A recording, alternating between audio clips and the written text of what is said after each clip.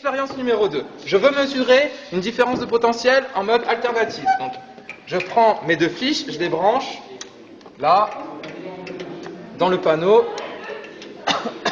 sur la sortie 24 volts alternatif. Je passe en AC parce que je suis en courant alternatif. Je constate qu'au lieu d'avoir un point en XY, j'ai une ligne. Pourquoi j'ai une ligne? On panique pas, c'est normal. En alternatif, ils sont allumés les trucs là. Ouais, c'est bon. En alternatif, en fait, vu qu'en mode XY, on supprime la base de temps et qu'on nous affiche toutes les valeurs prises par... comment on dit ça?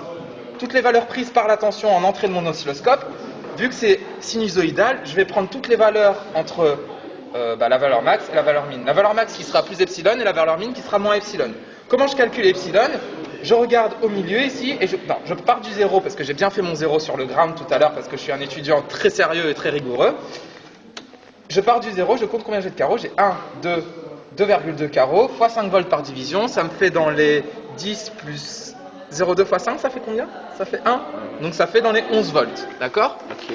Maintenant, on me dit, j'aimerais que tu mesures la fréquence. Je dis très bien, je mesure la fréquence. Je sors du mode XY pour avoir une base de temps. Sans base de temps, pas de fréquence. Ça me semble logique. La fréquence, ça dépend du temps. On est tous d'accord là-dessus? Ça va? Donc quand on met juste XY, on a une ligne, bêtement. Oui, pour le courant alternatif. Et pour le courant continu aussi. Non, je viens de te montrer qu'on avait Ok. un point. Tu le fais exprès ou... Ok, ça va. Bon.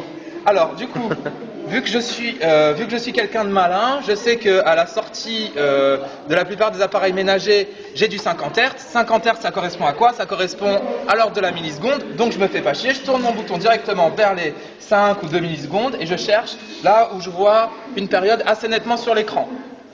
Comment je mesure ma fréquence? Pour mesurer ma fréquence, j'ai besoin de ma période. Comment je mesure ma période? Je mesure le nombre de divisions qu'il y a entre deux points qui reviennent à leur même état. Vous connaissez tous, vous avez tous fait de la physique en secondaire. Souvenez-vous de vos cours sur les ondes.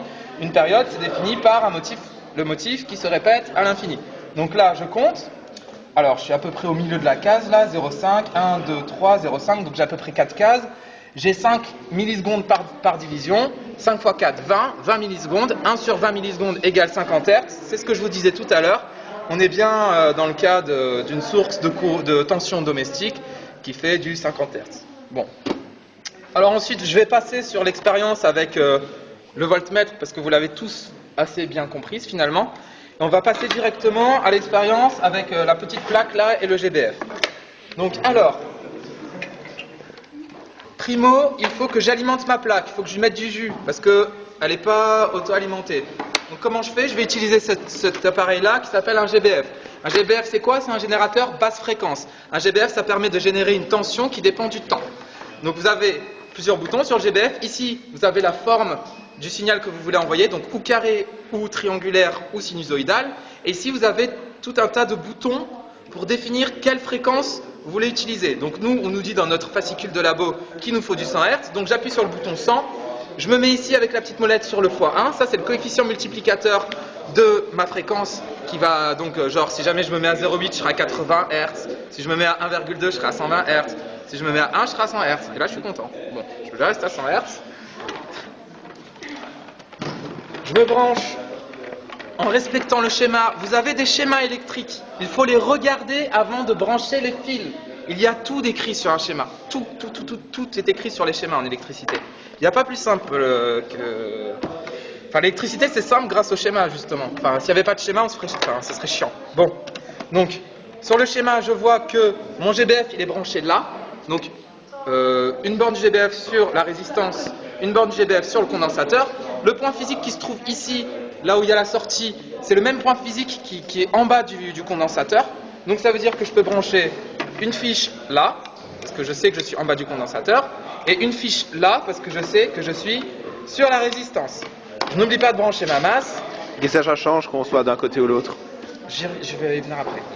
Je branche ma masse, et je veux voir ce qui se passe aux bornes du condensateur. Pour voir ce qui se passe aux bornes du condensateur, je fais la même chose qu'avec un voltmètre. Un oscilloscope, ce n'est jamais qu'un voltmètre qui mesure une tension en fonction du temps.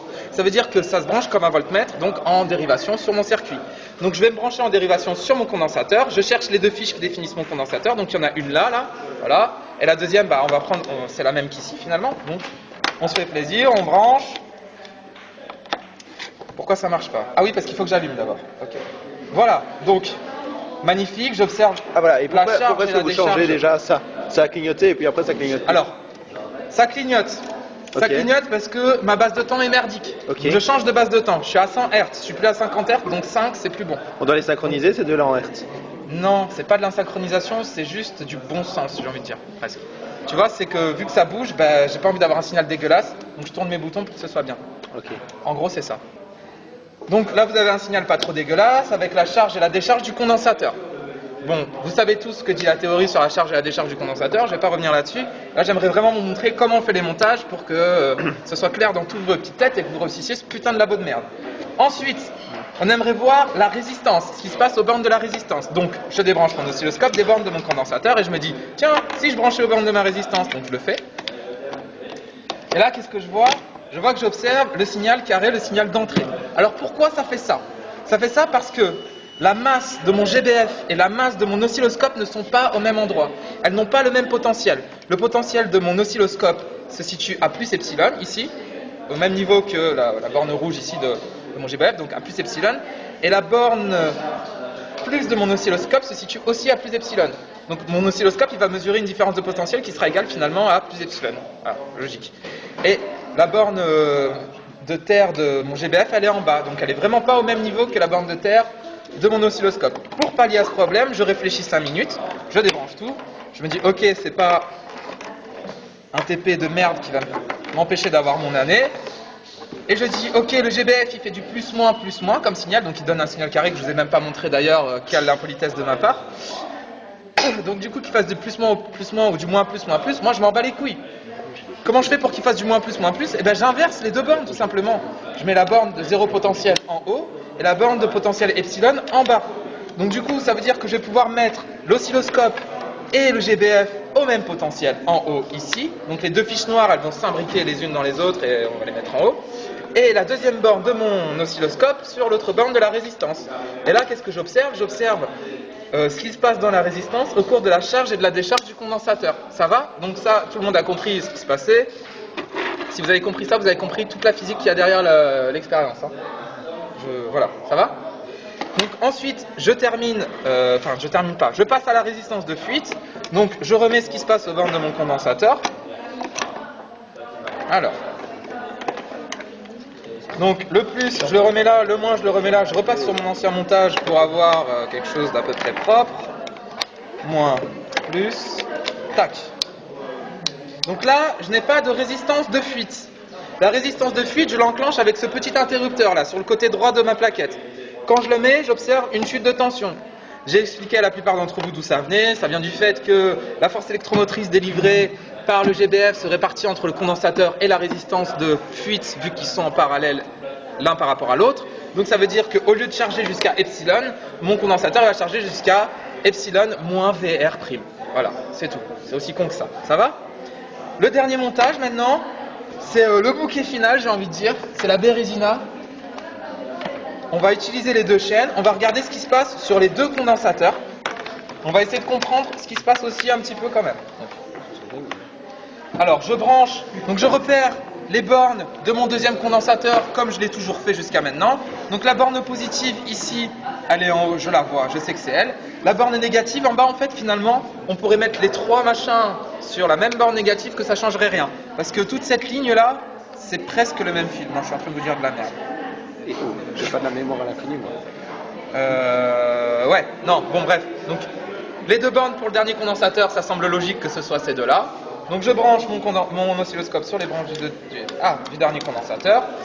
Je passe en chop pour avoir les deux channels affichés sur mon écran. Je fais bien le réglage du 0 de mon channel 1 que j'ai pas encore utilisé du labo normalement. Je passe en DC et voilà. On a deux courbes de charge et de décharge de deux condensateurs identiques mais qui mettent pas le même temps à se charger et à se décharger. Alors pourquoi? Tout simplement parce que ce condensateur-là, il fonctionne avec cette résistance-là, et que ce condensateur-là, il fonctionne avec les deux résistances en série. Ça veut dire qu'il y en a un qui va avoir un temps caractéristique de charge égal à RC, et l'autre qui va avoir un temps caractéristique de charge égal à 2 RC. Voilà, c'est terminé. Merci de votre attention. Merci Et bon courage pour votre labo.